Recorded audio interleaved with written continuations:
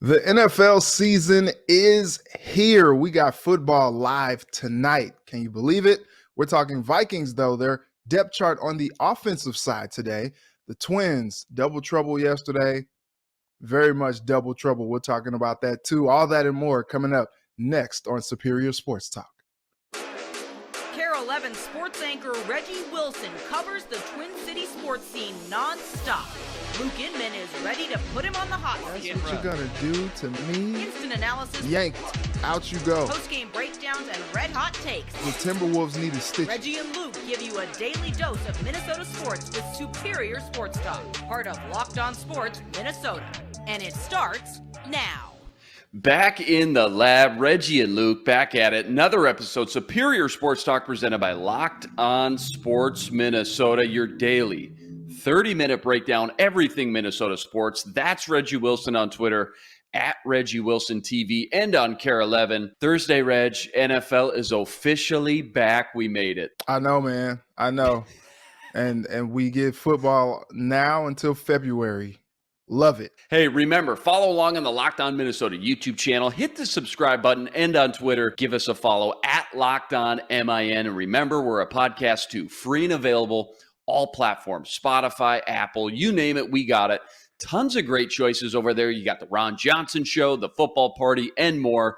Your one-stop shop with endless Vikings talk with local experts. Do us a favor, hit the subscribe button, and drop us a 5-star review.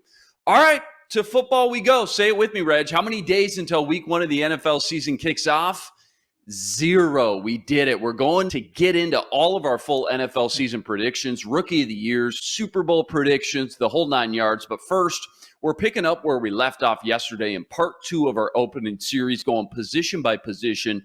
We're naming one backup and depth piece for the Vikings we think could play a pivotal role in this 2022 season. Now, we rolled through the defense yesterday.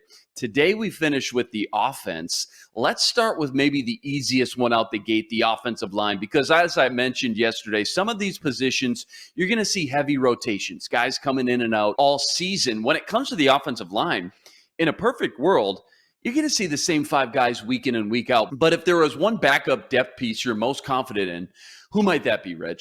I guess just based on playing time, I guess I go Ali Udoh, just because he has the experience of playing in meaningful games last year.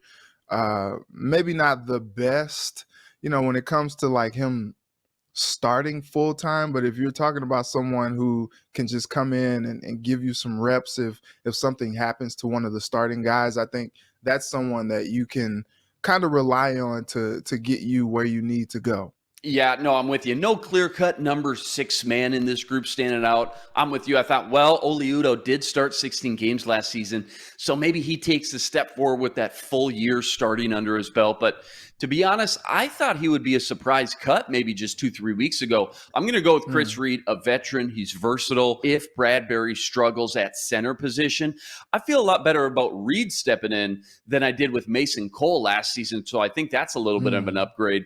And then Blake Brandle's been a little bit of a surprise. I got to mention him. 67 snaps last season, but 66 of them were in that jumbo package where he actually lined up as a tight end. People don't know that. So he's the backup swing tackle now. And with the lack of depth at tight end, I wonder if you see him in some of those bigger formations, those 3 tight end jumbo sets like we did last year. 6th-round pick out of Oregon State in 2020. He's just progressed really nicely these last 2 seasons. All right, next one up, wide receivers. If the Vikes do deploy this 11 personnel as much as we think, then 3 wide receivers should be considered the starters, right? So J.J. Thielen and Osborne. After that, which wide receiver excites you the most? From a speed perspective alone and just from a I got something to prove standpoint, Jalen Reagor, he could be a guy that you can put on, some jet sweeps, maybe some go routes just to see, him stretch the field with that defense, with his speed. I think he's someone who can stand to really up his profile this season with the Vikings behind Justin Jefferson, Thielen, Osborne. Like if they employ like a 4 or 5 wide receiver set, I think he can be a guy who can stretch the field and do some really important things for that offense. If his head is in it, he seems motivated. They said, in Philly, he had a really good camp. And so I think we're just excited to see exactly how he contributes, because losing a piece like Amir Smith-Marset is really tough. Completely new atmosphere for him, and his surroundings are so much better both on and off the field. I just think taking that pressure off him, not to be the number one guy, is going to help him so much. He doesn't even need to be the number two guy. He just needs to make plays when he gets chances out there. Jalen Nailor could be a solid backup, but probably a wait and see and maybe reevaluate in 2023. Next one up, tight end. This one's interesting. I guess I'll say interesting. Maybe the worst depth and most concerning area if Irv Smith were to go down. Vikes front office really gambling on Irv staying healthy for the first time in his career. So otherwise, behind him, it's Johnny Munn or Ben Ellefson. Pick your poison. Who you got? I guess just from hey, I've played in meaningful NFL games before. I think I'll go Johnny Munt. But it's just so weird, man. Like, the most that he's done was back in 2020. He had 4 catches for 53 yards. He hasn't scored a touchdown in his NFL career. He's been in the league since 2017, but I think it's mostly been as a blocking tight end. And so you're talking about putting a guy like this in to get you some meaningful snaps, and I'm just not really sure like what that's gonna look like. I don't know.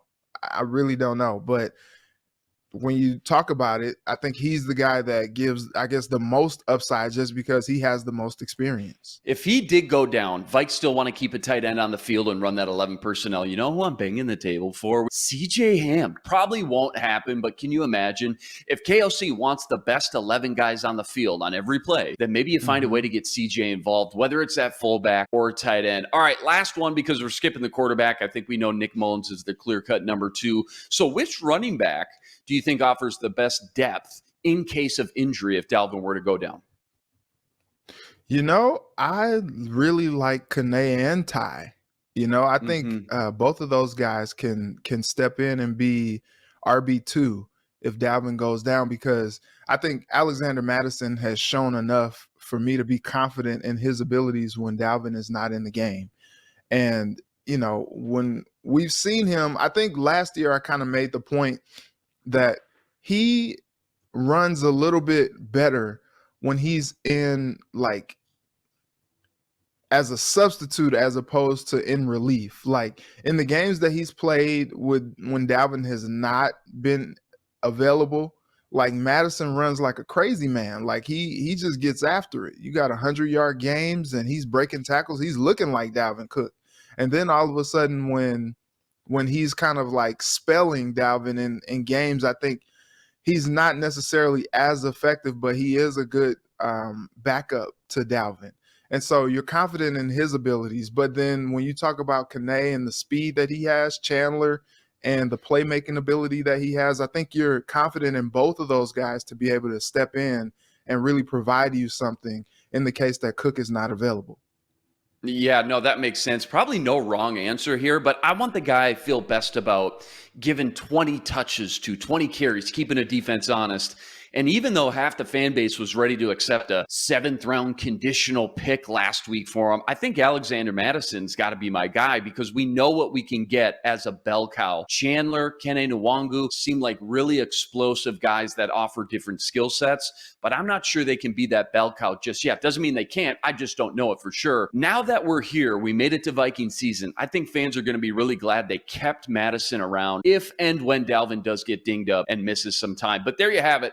Best backup and depth pieces for the Vikings and most concerning positions heading into 2022. Coming up, we're talking what's been the most disappointing part of the Twins' recent skid. And trust me, there's plenty to choose from. But first, next time you're hungry for that midday snack, grab a Built Bar. Built Bar made with collagen protein, so it's easily digestible and provides tons of health benefits. Each bar has just 160 calories and 15 grams of protein and packs the perfect punch of nutrition and taste. Ditch the calories, fat, and sugar and grab yourself a Built Bar. Eat something that tastes good and is good for you. Go to Built.com, use promo code LOCKEDON15 and get 15% off your order. Use promo code LOCKED15. And remember, when you subscribe to Locked On Sports Minnesota, you're getting endless Vikings talk with local experts. Sam and Ron talk football every day on the Ron Johnson Show. Reggie Wilson gives you a sports anchor's perspective right here on Superior Sports Talk. And the Minnesota Football Party brings together the top Vikings podcasters in the city. Subscribe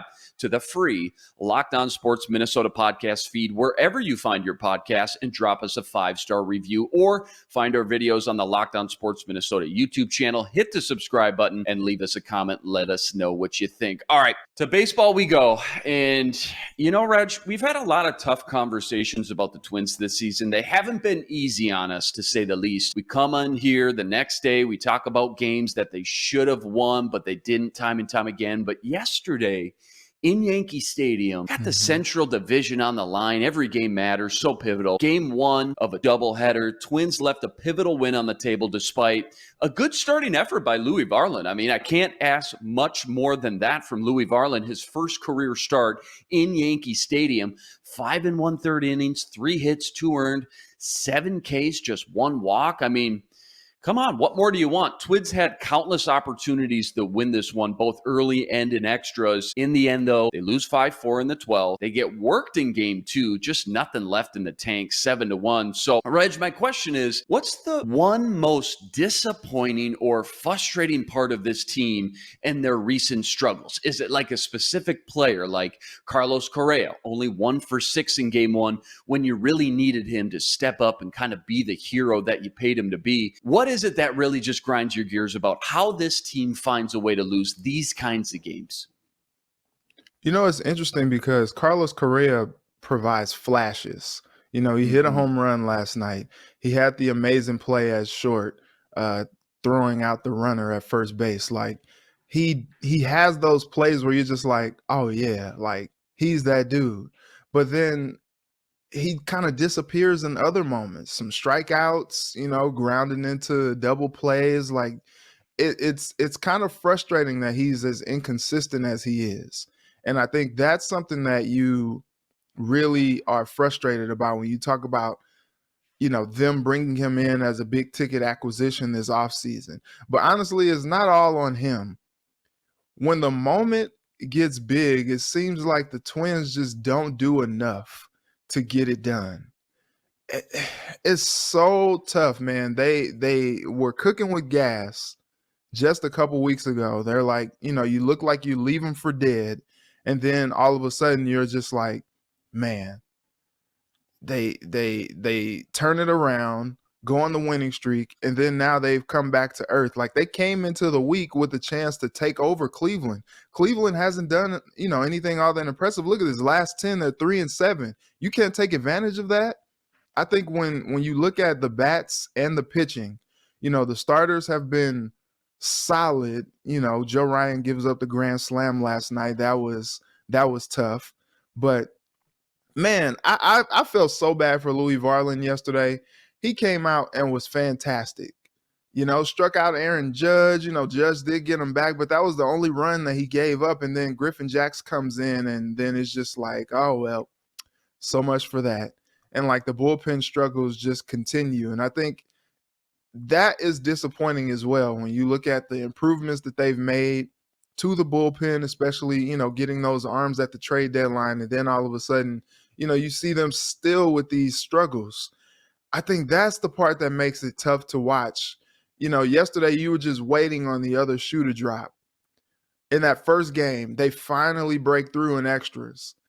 But it's like they can't step on the gas. Like when you give them like an inch, like you want them to take a mile, but they don't. They just take the inch.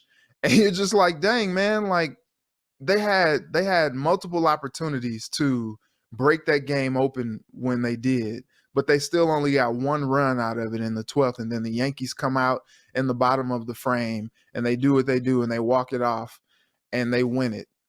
It's interesting looking at this team. The Yankees just seem to be their kryptonite. What was the stat? Since 2002, the Twins are 39-116 against the Yankees. I don't know what it is. Is it just a psyche and mental thing now at this point, Reg? It has to be. It's just like that team that all of a sudden you're just like, oh my God, it's the big bad Yankees. Like, And I think they don't mean to, be tight cheeked when they play them. They don't mean to, you know, get beat down to them, but like it just happens. They shrink in the moment against the Yankees, and it is frustrating. If you're a fan, you're just like, dang, man. Like you want them to continue to play the Yankees because you want them to finally break through against those guys. And the Yankees have been slumping. Like they haven't played their best baseball. Only like Aaron Judge was kind of hitting before they came into this series with the Twins, and now all of a sudden, you got guys like Isaiah. I don't even know how to pronounce his name. They call him Nobody IKF. does. Who is this He guy?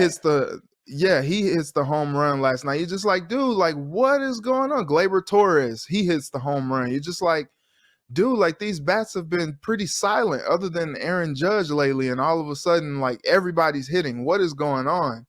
It's the Twins. I don't understand. I think John Heyman tweeted out last night, the Twins are a good baseball team, even though Yankees fans probably don't know it because of their performance against the Yankees every game. Plenty of options to pick through here and decipher. All right, what's the one thing? It's not one thing, but I've talked about this all year. Timely hitting. You just kind of mentioned it and tapped into it. 0 for 5 in game 2 with runners in scoring position. Not going to win like that. And 4 for 15 in game 1, which isn't actually horrible, but 11 runners left on base. And again, it's just the timely hitting when you need that big hit. There comes a point in every game where you need someone to step up to the plate and get you a clutch base hit and just have a quality at bat. And right now, there's just not one guy in the lineup you feel great about in those do or die situations for the Twins. I don't know if it's just the Buxton factor missing or what. I know Miranda has been red hot, but couldn't come through in the clutch. So just so disappointing when you're so close to being a really solid team and giving these games away like they have throughout the season. Been an absolute roller coaster for the Twins in 2022. It's not over yet. As we just saw, Matt threw up the standings. Only 2 games back, but certainly the vibe isn't great right now in the clubhouse. One more in New York tonight, and then the season it's going to ride or die on this next stretch of 8 of 11 with Cleveland coming up. So the one thing I will say about this team, Reg, whenever things are getting dark and gloomy, they almost always have came back with a little bit of streak of their own. I think they've only lost 4 games in a row one time this season. So hopefully they're getting it out of their system now in New York before Cleveland shows up. But probably just jinx that now. So that's my fault. You can blame me on that. That's on me, It's Reg. interesting. Well, it's interesting because you look at these series coming up and you got Cleveland for 3, Kansas City for 3, Cleveland for 1, 2, 3, 4, 5. After that, then you got Kansas City again for 3, and then you got the Angels.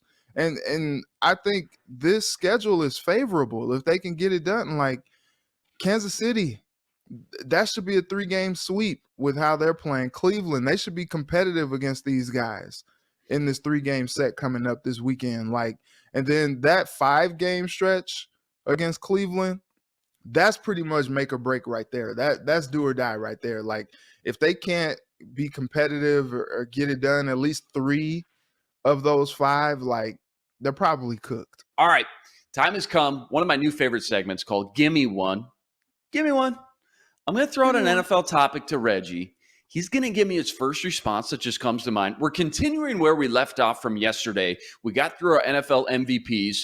Reg went JJ, he went Homer, I went Chalk with Josh Allen. But with the NFL season officially upon us tonight, it's time to rip through our season-long predictions. And Reg, these are going to be put in the vault. Matt's going to play them back to us at the end of the year. No. So make them count here. Yeah, first up, offense and defensive players of the year. Who you got? All right. So I'm looking at a list right here, and it's funny because I'm not really confident on a lot of these names. It's funny. I picked JJ as MVP, so I can't pick him as Offensive Player of the Year. I'm looking at this NFL list right now, and they have JJ as Offensive Player of the Year. So if that's not the case, you know what? Offensive Player of the Year, I'm gonna go Lamar Jackson. He's in this weird entanglement with the Ravens as far as his contract. I think he put a Friday deadline on getting a contract done. He's negotiating for himself. I think he comes out and he's like, look, okay, y'all don't want to pay me? Okay, take this. Let's see what you can do about this. It's funny, he doesn't have Hollywood anymore, so it's probably going to be a little bit more on him to go out there and make some things happen. But I think this is going to be one of his best seasons of his career. No, that's a great point, because to win MVP, you have to have the right surroundings. You almost can't have too much talent around you, because that decreases your own value. And that's why all that Kirk Cousins MVP talk, as much as I love it, it's one of those things where you got JJ, Thielen, Osborne, Irv Smith, a good O-line, Dalvin Cook. That's almost too much talent and superstars around you to say you are the most valuable part of this team. Defensively, the odds-on faves guys are like Nick Bosa, Aaron Donald, TJ Watt. If you're in Vegas and you want the value play for my money, no better value for the dollar than Derwin James. He was hurt all last year, so people really aren't paying enough attention to him. But maybe no bigger chess piece in all of football than James. He's going to line up at linebacker, deep center fielder, in the box safety, outside boundary cornerback, inside slot cornerback, you name it. He literally does it all. And because of that, he's a stat machine. He had over 100 tackles when healthy. He's going to get sacks. He's going to get interceptions. He's going to get tackles for loss, forced fumbles, total package. And one side I just pulled up this morning had him at 50-1. Hey, again, I love Nick Bosa and TJ Watt and Aaron Donald, but those are 6-1, 7-1. Derwin James at 50-1. I love the value. And offensively, how about this quarterback? Same team, different side of the ball. Justin Herbert busted out in a big way in year 2. I think it all comes together now in year 3. Outstanding weapons around him, great O-line. They just drafted Zion Johnson with their first-round pick. Had over 5,300 yards collectively through the air and the ground. 5,300. We talk about, can Kirk hit 4,500? Herbert had 5,300 last year. So on top of the 41 touchdowns, I just think there's going to be a lot of shootouts in that AFC West, and his numbers are going to explode. If you left your fantasy draft with Herbert, Keenan, Mike Williams, I'm just saying, I'd feel really good heading into the year. Vault me though, Reg. Justin Herbert, Derwin James, same team, offense and defensive players of the year. There we go. All right, next one up. Offense and defensive rookie of the years. Who you got? Here we go. Your offensive player of the year. Offensive rookie of the year. I got Chris Olave. I've been high on this guy since Ohio State. I covered the guy at Ohio State. The dude is just a consummate worker at wide receiver. And look, this dude has incredible body control. He catches everything. And I think he's going to be a great weapon for Jameis coming back. And also going to take some pressure off of guys like Michael Thomas, largely being injured the last 2 seasons, and then Jarvis Landry as well getting a lot of the attention on the other side. I think you put Olave in the slot, and I think he's going to be 1,000-yard receiver, 7-8+ touchdowns this season. I believe in that guy. Defensive rookie of the year? Defensive rookie of the year. Look, I covered him. in college. I don't know why that seems to be a prerequisite for me, but I've seen these guys up close, okay? Ahmad Sauce Gardner is my guy. I think he is going to burst onto the scene and really count himself among some of the young premier corners in the NFL. I think he's going to be as advertised. Yeah, I went with the Chargers combo for players of the year. I'm going with the Jets combo for rookies of the year. I'm with you, Sauce Gardner and Breece Hall. And I got to be honest, I've been sleeping on Hall since the Jets drafted him, because I didn't really like their offensive line. They lost Mekhi Becton for the season, but then I just went back and looked. Their interior offensive line is actually pretty solid, and Hall is one of those dudes that is so fast, so explosive, it might not even matter who's blocking for him. And as far as Sauce goes, like you said, just go watch the tape. Just go watch this guy in person live one time. Was there anybody better at his position coming out in the draft than Sauce was in coverage at cornerback? Not for me and my money. Give me the Jets combo for offense and defensive rookie of the years. Vault it. All right, rapid fire. Give me one, just one sentence explanation here. We got a couple minutes left. Let's go through division winners, and then we'll get to our Super Bowl predictions. Starting the AFC North, Bengals, Browns, Steelers, Ravens. Who you got? Give me one. I'm going Bengals, baby. They went to the Super Bowl last year. Joe Burrow is not one of them. He is him. He's going to put them in contention every single season. I love it. Everybody's just sleeping on the Bengals and Rams, two teams that went to the Super Bowl. I am going to go Ravens. I think they start this new dynasty back. Love their draft. They're fully healthy. Nobody got decimated by injuries more than the Ravens. Give me one winner in the AFC South. Colts, Titans, Texans, Jags. I'll go Colts because Matt Ryan, I think, is going to have a resurgent year. He's excited that the whole city of Indianapolis is excited about Alec Pierce as the wide receiver too. They've been really clamoring about him. So I think he's going to have some weapons to throw to. Jonathan Taylor is going to come back and continue to be the dude that he's been. So I'll go Colts here. Yep, I'm with you. Double down. Colts for me as well. Give me one winner in the AFC East. Pats, Dolphins, Jets, or Bills? Ooh, Bills. Gotta be Bills.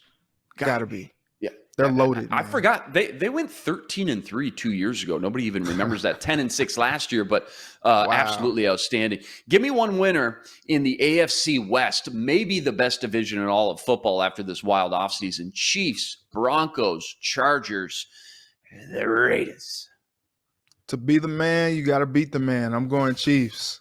Still Chiefs, man. They're retooling their offense.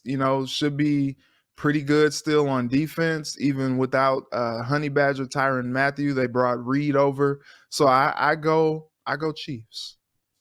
It's funny. If you like the Chiefs, you can all of a sudden, after going to 4 straight AFC championships, you can get pretty good value because everybody's throwing their money on the Broncos, Chargers, and Raiders. I'm going to go Chargers. I already confessed my love for Justin Herbert. I think Derwin James comes back. They got Khalil Mack now teaming up with Joey Bosa. I'm going with the Chargers there. Moving on to the NFC. Give me one winner in the NFC West. Rams, Cardinals, Seahawks, or 49ers?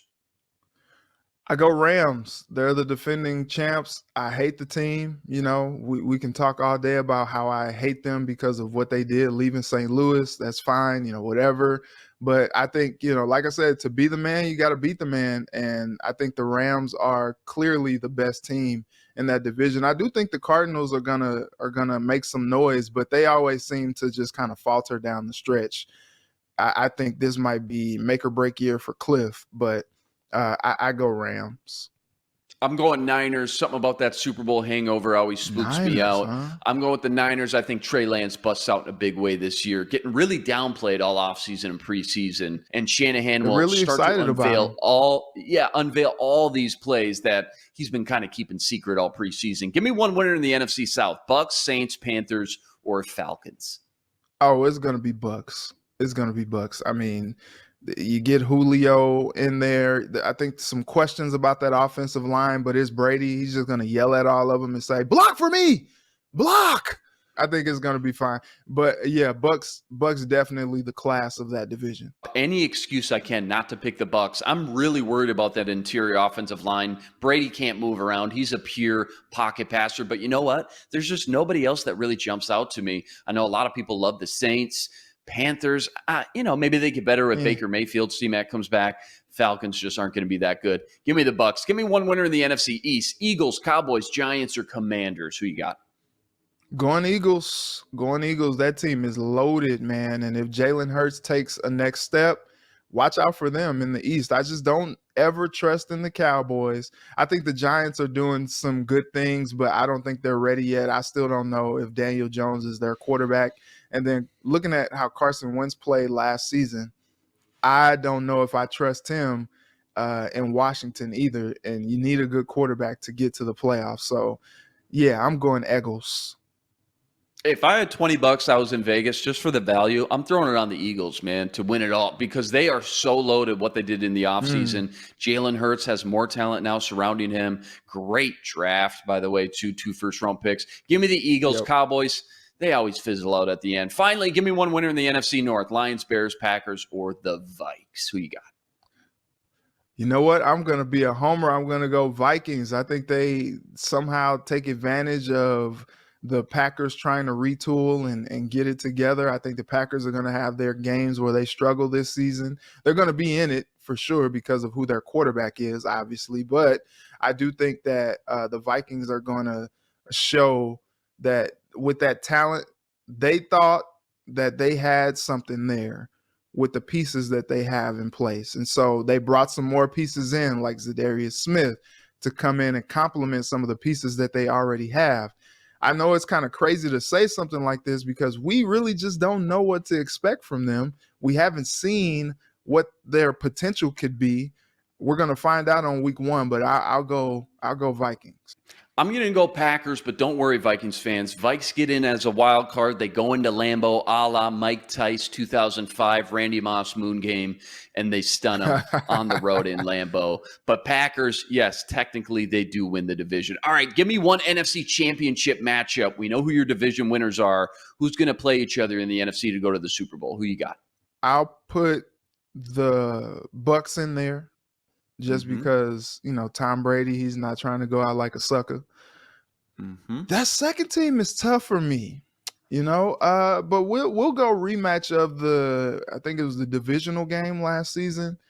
We'll go Rams Bucks. I like that. In the NFC Championship. I like that. That was a great game, by the way. And this NFC is just kind of wide open. I mean, why not go with kind of the chalk and go with the favorites because it's not as stacked as the AFC. I'm going to go Packers, Eagles. I really think the Eagles, man, are just going to go on a tear. Great schedule, too. Go look at their first 4 or 5 games. They might start, 4-1 or 5-0, something like that. Red hot. Give me one AFC championship matchup. I'll give you mine first. Bills, I'm just so high on Josh Allen and the Bills. And then I already confessed my love about the Chargers. Bills-Chargers to go to the Super Bowl. You think the Chargers are going to get that far? Yes, sir. You're hilarious. They never get that far. I am hilarious, yeah. I think the survival of the fittest in the AFC West is gonna be one of those teams just because, dude, the Chiefs, the Broncos, the Raiders, the Chargers, those teams are going to beat the crap out of each other. But I feel like they are the class of the AFC when you kind of look at it. And so if one of those teams can make it out of that division, I think that they can make it to the AFC Championship game. Give me Chiefs. And you know what? For the second straight year, I'm going to run it back. Give me Chiefs, Bengals, AFC Championship. Wow, that would be a lot of fun. A rematch 2.0, that game last year. All right, finally, give me one winner from your Super Bowl matchup. Bills over the Packers, 33-27. Book it, vault me, lock it up. Play this back, Matt, Reggie. Do whatever you got to do. Reggie, who's your Super Bowl matchup and winner? Okay, so I just want everyone to know before I start, I'm really not comfortable doing this because I don't like to be wrong, and I'm pretty sure I'm going to be wrong. A lot of people are saying that tonight's matchup could be the Super Bowl in the future, the Bills and Rams, and I think that could be possible. That could be possible. Before what I'll do, I'll go Bucks and Bengals, and I will take Tom Brady and the Bucks to win it all, and Brady finally riding out into the sunset to call it a career. Rides out in the sunset on the horse a la Jared Allen with the cowboy hat. I can see it, man. Finally gets that. What would that be? His 8th ring? Where are we at now? 6, 7, 8? Unbelievable. Yeah. All right. Went a little bit over, but we had to because the NFL's kicking off tonight. Had to get you primed up and ready to roll. That's a wrap today. Back tomorrow breaking down the first NFL game of the 2022 season, plus more Twins, Vikes, and plenty more. Remember, you got to like, rate, review, and subscribe to the YouTube channel. Join us every day for another episode with your 30-minute breakdown of everything Minnesota sports, which, by the way, you can now find streaming on your Roku device. So be sure to look out for our Locked On Sports Minnesota app there as well. We're a podcast too, free and available, all platforms. Subscribe, drop us the 5-star review, take us everywhere on the go. That's the man, Reggie Wilson, on Twitter at Reggie Wilson TV. You can check him out every night on Care 11. I'm Luke Inman on Twitter at Luke_Spinman. Special thanks to our producer, Matt the Brits. Tune in tomorrow to Superior Sports Talk, part of Locked On Sports Minnesota. For Reggie, I'm Luke. Until tomorrow, signing out. Be blessed. Spread love today.